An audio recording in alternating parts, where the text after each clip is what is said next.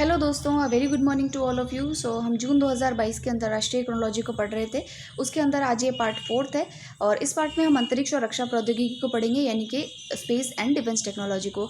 इस पार्ट को बिल्कुल भी स्किप मत कीजिएगा क्योंकि इसमें से काफ़ी क्वेश्चंस आते हैं। फॉर एग्जाम्पल 2018 आरएस प्रीलिम्स के अंदर क्वेश्चन आया था विक्रम साराभाई स्पेस स्टेशन को लेकर के, यानी कि आपको मैच करना था कि उसका लोकेशन कहाँ पर है। अगर मैं दूसरी बात करूं तो 2021 के अंदर आरएस प्रीलिम्स में आपको एक मिसाइल के बारे में या सैटेलाइट के बारे में आई थिंक पूछा गया था, जो कि चाइना से रिलेटेड थी। वो भी यहीं से क्वेश्चन बन करके आया था। और थर्डली अगर आप देखें तो 2018 आईएएस के प्रीलिम्स में क्वेश्चन पूछा गया था पीएसएलवी और जीएसएलवी को लेकर के। तो ये जो पोर्शन है आपका, ये काफ़ी इंपॉर्टेंट है, इसमें से क्वेश्चंस बन करके आते हैं। तो इस पोर्शन को बहुत अच्छे से आपको सलीके से पढ़ना होगा। और जो लोग नए हैं उनको बता दूं कि अगर आप आरएस प्रीलिम्स की तैयारी कर रहे हैं तो ये मैगजीन आपको कंपलसरीली पढ़नी है और इस मैगजीन को आप फिजिकल फॉर्म में खरीद लीजिए। अगर नहीं मिलती है तो आप हमारा टेलीग्राम चैनल है स्टडी फॉर आरएस, उसका लिंक आपको डिस्क्रिप्शन में मिल जाएगा। वहाँ आपको इसका पीडीएफ जो है वो अवेलेबल हो जाएगा। तो चलिए आज हम स्टार्ट करते हैं हमारे पार्ट 4 को, जिसके अंदर हमको स्पेस और डिफेंस टेक्नोलॉजी को लेकर के आर्टिकल्स को पढ़ना है। तो सबसे पहला आर्टिकल देखिए फ्रेंड्स, इसरो का जो गगनयान मिशन है, आप जानते हैं गगनयान मिशन जो है ह्यूमंस को यानी मानवों को अंतरिक्ष में भेजने का एक प्रोजेक्ट है जिसको कि 2023 तक पूरा करना है।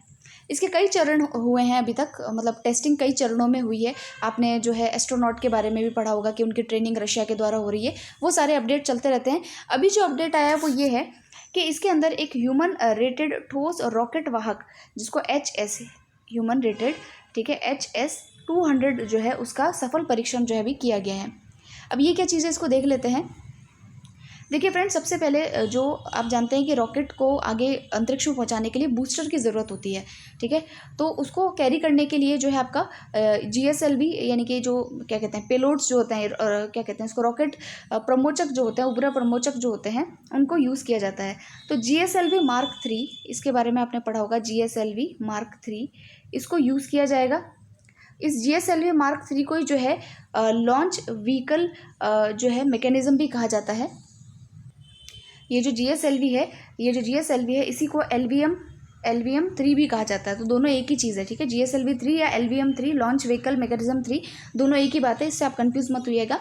इन्होंने पहले S200 मोटर का परीक्षण किया था। S200 मोटर का एक तरीके से बूस्टर है, ठीक है, जो इसको जो है स्पेस में ले जाने में हेल्प करता है।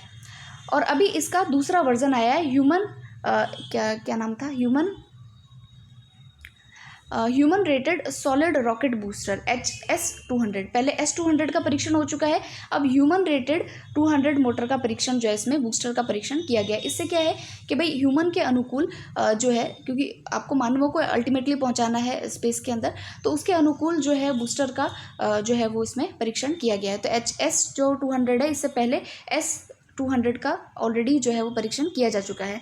ये जो GSLV Mark 3 है, ये जो है ये काफ़ी जो भारी पेलोड होता है, जैसे कि 4000 kg तक का जो पेलोड है, इसको जो है वो अंतरिक्ष में ले जा सकता है। तो ये काफ़ी इंपॉर्टेंट बात है इसके लिए। दूसरी बात इसमें यह है कि जो GSLV होता है, ये इसको जियोसिंक्रोनस जो ऑर्बिट होती है अर्थ का, जैसे कि अर्थ से 36,000 किलोमीटर ऊपर जो जियोसिंक्रोनस ऑर्बिट होता है, वहाँ पर अगर आपको कोई उपग्रह लॉन्च करना है तो उसके लिए GSLV Mark 3 जो है इसका उपयोग किया जाता है, ठीक है। तो ये इसके बारे में पूरी चीज़ें थी। और एक चीज़ जो मैंने आपको अभी बताई थी कि भाई विक्रम साराभाई स्पेस स्टेशन जो है उसको लेकर के क्वेश्चन हमारे 2018 प्रीलिम्स से पूछा गया है। उसका पूछा था कि भाई उसका सेंटर कहाँ है, तो उसका सेंटर आपका तिरुवनंतपुरम केरला के अंदर है। अब यहाँ पर देखिए कि ये जो जो हमने अभी पढ़ा ह्यूमन रेटेड जो मोटर है HS200 जो है, इसका डिज़ाइनिंग और विकास ये सारा का सारा विक्रम साराभाई स्पेस स्टेशन जो है उसके अंदर कंप्लीट किया गया है। और इसकी प्रणोदक ढलाई जो है वो आपके श्रीहरिकोटा के अंदर की गई है, ठीक है। तो ये इंपॉर्टेंट बात है, विक्रम साराभाई स्पेस सेंटर के बारे में आप ध्यान रखिएगा। फिर देखिए नेक्स्ट आर्टिकल जो है, इसरो जो है 2024 में अपने लिए एक शुक्र ग्रह मिशन जो है उसको लॉन्च करेगा। शुक्र किसको कहते हैं, वीनस को बोलते हैं। तो वीनस जो ग्रह है हमारा, उसके लिए एक मिशन लॉन्च किया जाएगा 2024 में इसरो के द्वारा। 2024 में ही क्यों लॉन्च करेगा, तो देखिए इसका बेसिक सा रीज़न ये है कि इस समय 2024 का जो ये समय नियत किया गया है, इसमें पृथ्वी और शुक्र ग्रह जो है संरेखित होंगे। संरेखित का मतलब इतने अलाइंड होंगे कि जब भी हम सैटेलाइट को वहाँ पर लॉन्च करेंगे तो कम ईंधन के अंदर जो है वो कम जो पेलोड होता है उसके अंदर जो है वो सैटेलाइट लॉन्च हो जाएगा, उसकी कक्षा के अंदर जो है वो प्रवेश कर जाएगा। अगर ये 2024 में चूक जाते हैं तो 2031 तक इनको वेट करना पड़ेगा, ठीक है। तो इसीलिए ये थोड़ा सा ध्यान रखने वाली बात है।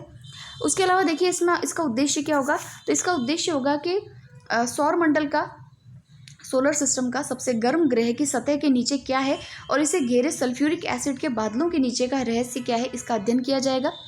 शुक्र ग्रह पर मिशन भेजने के साथ ही भारत ऐसा करने वाला 5वां देश बन जाएगा, ठीक है। तो अंतरिक्ष के क्षेत्र में देखिए दोस्तों, कोई भी चीज़ है उसमें भारत का प्रथम स्थान बहुत कम है, बहुत कम केसेस में प्रथम स्थान है। तो अगर आपसे कहीं स्टेटमेंट में क्वेश्चन पूछा जाए कि भारत इसमें प्रथम है, तो एक बार उस पर विचार ज़रूर कर लीजिएगा, ठीक है। और जहाँ पर भी प्रथम हो तो उसको अलग से गोला करना ज़रूरी है।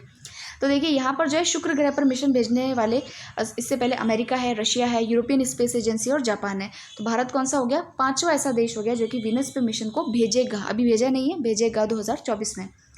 तो देखिए रशिया और अमेरिका ने सबसे पहले जो है वीनस मिशन भेजा था, उसका नाम था, इसमें लिख नहीं रखा है। उसके अलावा देखिए जो आपका रशिया है उसने भेजा था वेनेरा 4, ठीक है। और यूरोपियन स्पेस एजेंसी जो है उसने भी अपना एक वीनस एक्सप्रेस करके मिशन जो है वो भेजा था। और जापान का जो मिशन है उसका नाम है अकात्सुकी जो भी मिशन है, 2010 में जो इसको भेजा था। सारे मिशन जो है कामयाब रहे हैं, तो आई होप भारत का मिशन भी जो है काफ़ी कामयाब रहेगा यहाँ पे। नेक्स्ट आर्टिकल पे हम चलेंगे। अब देखिए दोस्तों, एक मिशन है जिसका नाम है चेस मिशन। क्या नाम है, चेस मिशन। चेस का मतलब है क्लोजली हैबिटेबल एक्सोप्लैनेट सर्वे। एक्सोप्लैनेट्स ऐसे प्लैनेट्स होते हैं जो धरती के सिमिलर प्लैनेट्स होते हैं, धरती के जैसे ही जो प्लैनेट होते हैं उनको एक्सोप्लैनेट्स कहते हैं। तो देखिए जो चाइना है उसने अपनी दूरबीन से जो है ऐसे ग्रह की खोज की है, ऐसे प्लैनेट की खोज की है जो कि रहने योग्य है, जहाँ पर रहा जा सकता है। तो अभी तो हालांकि टेलीस्कोप से उसने देखा है। तो यहाँ देखिए ये जो प्लैनेट है ये आपके पृथ्वी से 32 प्रकाश वर्ष यानी कि 32 जो है सोलर ईयर्स जो है वो दूर है, लाइट ईयर्स जो है वो दूर है। और कहा जा रहा है कि ये जो है पृथ्वी की तरह ही रहने योग्य है। और इस मिशन का नाम ध्यान रखिएगा, क्लोजली हैबिटेबल एक्सोप्लैनेट सर्वे, चेस, ठीक है। आपसे पूछ लेंगे कि हाल ही में जो चेस नाम का जो प्रोजेक्ट है ये किस कंट्री के द्वारा किया गया है या ये किससे संबंधित है, तो आप इसके बारे में ध्यान रखिएगा। ये जो है चाइना के द्वारा है और ये क्लोजली हैबिटेबल जो एक्सोप्लैनेट है उसकी खोज के लिए बनाया गया है। और इसमें कहते हैं कि भाई 100 तारों का जो है निरीक्षण किया जाएगा, 50 ग्रहों की खोज की जाएगी जो कि जिनका जो द्रव्यमान है, जिनकी जो डेंसिटी है वो लगभग पृथ्वी के 10 गुना तक हो, ताकि वहाँ पर जो है रहने योग्य वो हो सके, ठीक है। नेक्स्ट देखिए, स्काई रूट ने विक्रम-1 रॉकेट के तीसरे चरण का सफल परीक्षण किया है। अब तीसरा चरण छोड़िए, आप पहले तो ये ध्यान रखिए स्काई रूट क्या है और विक्रम-1 क्या है। तो देखिए स्काई रूट जो है आपने अगर आपको याद हो तो हमने पिछली बार एक टर्म पढ़ी थी जिसका नाम था इन स्पेस करके हमने एक टर्म पढ़ी थी कि भारत जो है स्पेस के अंदर, अंतरिक्ष के अंदर प्राइवेट जो कंपनीज़ होती है उनको एंट्री दे रहा है। तो उसके लिए एक नई विंग बनी थी सरकार के द्वारा जिसका इन स्पेस नाम जो है वो रखा गया था। तो उसी के तहत दोस्तों जो स्काई रूट है ये एक प्राइवेट कंपनी है, एक प्राइवेट स्टार्टअप कंपनी है जो कि स्पेस के अंदर जो है वो स्टार्टअप्स को या जैसे कि जो भी आपके सैटेलाइट्स वगैरह है उसका निर्माण जो है वो कर रही है। तो स्काई रूट ने पहला जो है विक्रम-1 रॉकेट जो है उसको लॉन्च किया है, उसका परीक्षण किया है। तो नागपुर से जो है इसको लॉन्च किया गया और इसका नाम जो है कलाम 100 रखा गया है। फिर देखिए इसके अंदर जो है ये ईंधन विंधन छोड़िए, इसमें जो है विक्रम-1 जो है इसके बारे में जान लेते हैं। ये एक छोटा लॉन्च व्हीकल है जो कि 225 किलोग्राम का है। इसका पेलोड 500 किलोग्राम है, यानी कि बहुत छोटा है ये एक तरीके से। इसका उद्देश्य है छोटे सैटेलाइट्स को लॉन्च करना, ठीक है। और इसका नाम भारतीय अंतरिक्ष अभियान के जनक कहे जाने वाले विक्रम साराभाई के नाम पर जो है वो रखा गया है। विक्रम नाम है तो ये विक्रम नाम जो है किसके नाम पर रखा गया है, विक्रम साराभाई के नाम पर।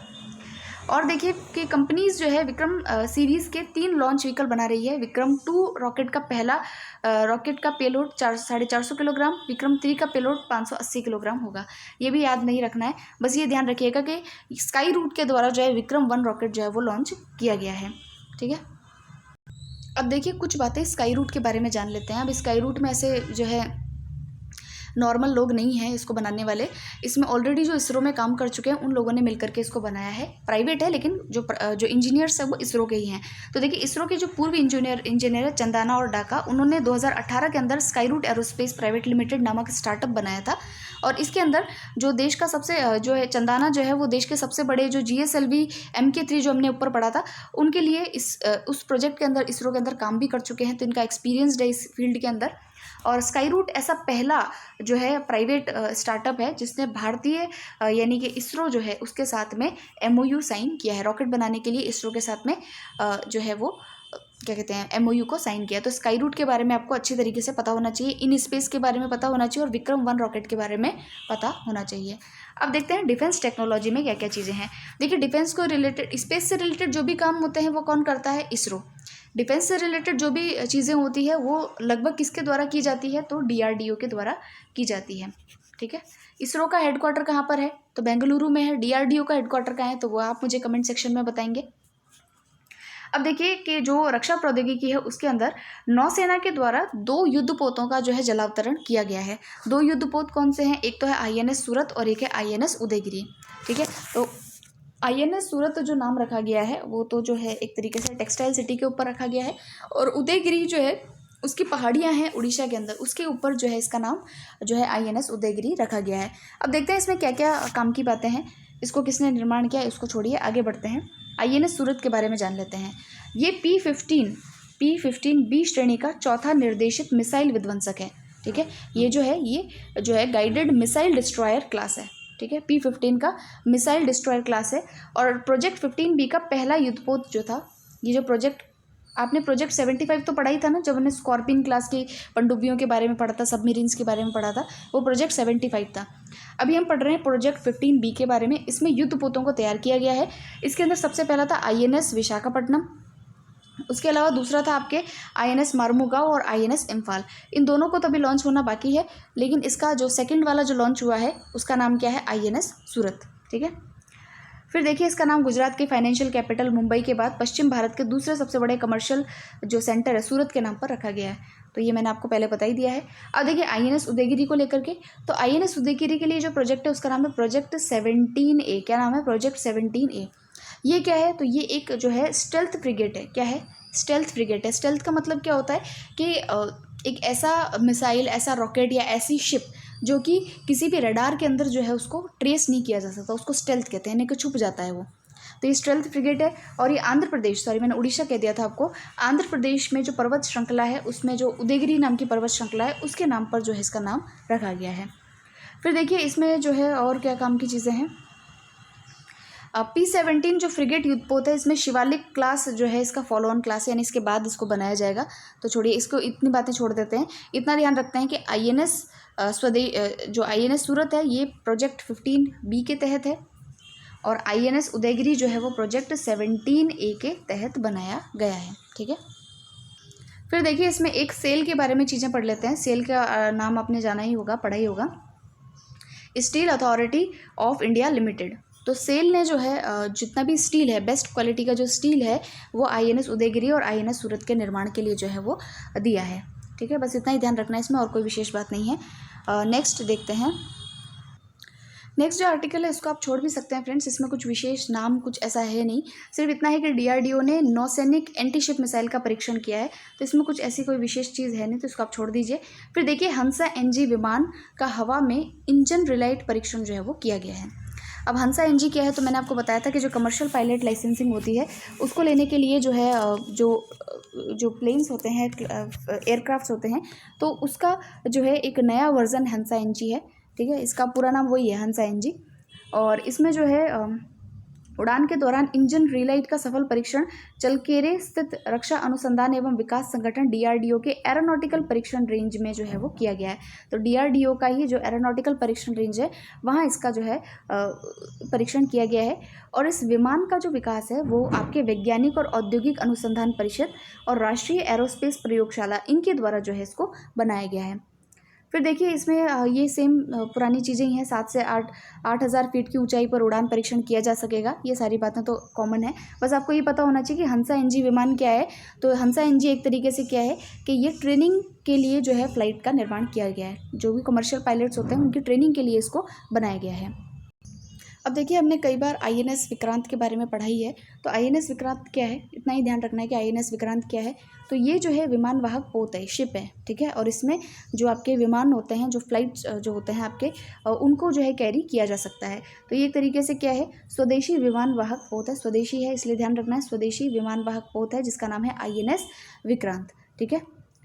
उसके अलावा इसमें क्या है, तो इसके अंदर जो है देश के पहले विमान वाहक पोत है। ये इंडिजिनस एयरक्राफ्ट कैरियर है और गहरे समुद्र में इसका युद्धाभ्यास किया गया। ये किसी काम का नहीं, छोड़िए इसको। फिर नेक्स्ट आर्टिकल पे चलते हैं।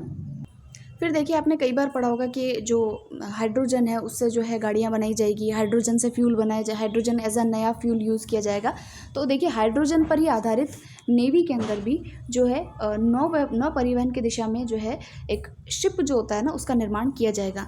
तो यहाँ पर जो कोचिन शिपयार्ड है, जैसे आपने मझगांव डॉकयार्ड पढ़ा था, डॉक्स लिमिटेड है, ऐसी करके कई सारी कंपनियां हैं। उसी प्रकार से कोचिन शिपयार्ड एक कंपनी है, वो हाइड्रोजन आधारित इलेक्ट्रिक पोत जो है वो बनाएगा, ठीक है। तो हाइड्रोजन आधारित क्या बनाएगा, इलेक्ट्रिक पोत जो है वो उसके द्वारा बनाया जाएगा। तो इतना ही इसमें ध्यान रखना है, और इसमें कोई काम की बात है नहीं, जब बनेगा तब और ध्यान रखेंगे क्योंकि नया नाम मिलेगा उसको। नेक्स्ट आर्टिकल पढ़िए। सो जो हमारा लास्ट आर्टिकल है वो हमारा जीआई सेट के लेकर के है, जीआई सेट 2 को लेकर के है। बारिश होना शुरू हो गई है तो जीआई सेट 2 जो है उसको लेकर के एक योजना है। इसमें क्या कहा गया है कि नौसेना जो है अपना आधुनिकीकरण यानी कि मॉडर्नाइजेशन करना चाहती है, और उसको लेकर के जो है नौसेना ने जो है यानी कि हमारा जो नेवी है उसने जियो इमेजिनिंग सैटेलाइट यानी कि जीआई सेट 2 जो है उसको खरीदने की योजना बनाई है। इससे क्या होगा कि बेसिकली जो नौसेना है उसको जितना भी आपका जो आपकी इमेजिनिंग है, फ़ोटोज़ वगैरह है या किसी भी रूट को देखना है, तो वो उसके लिए जो है वो ईजी हो जाएगा। नौसेना के लिए अभी जो है भारत सरकार ने 45,000 करोड़ का जो है वो बजट भी आवंटित किया है। इससे नौसेना का आधुनिकीकरण जो है वो किया जा सकेगा। सो फ्रेंड्स, ये हमारा आज defence and space technology complete होता है, और नेक्स्ट वाले जो वीडियो है उसके अंदर हम जो है इकोनॉमिक जो न्यूज़ है उसको पढ़ेंगे। आप इस वीडियो को देखिए, जो भी आपको कोई दिक्कत आती है तो आप ज़रूर से कमेंट सेक्शन में पूछिए, और नेक्स्ट वीडियो जो है जल्दी ही अपलोड कर दिया जाएगा। Thank you so much for listening.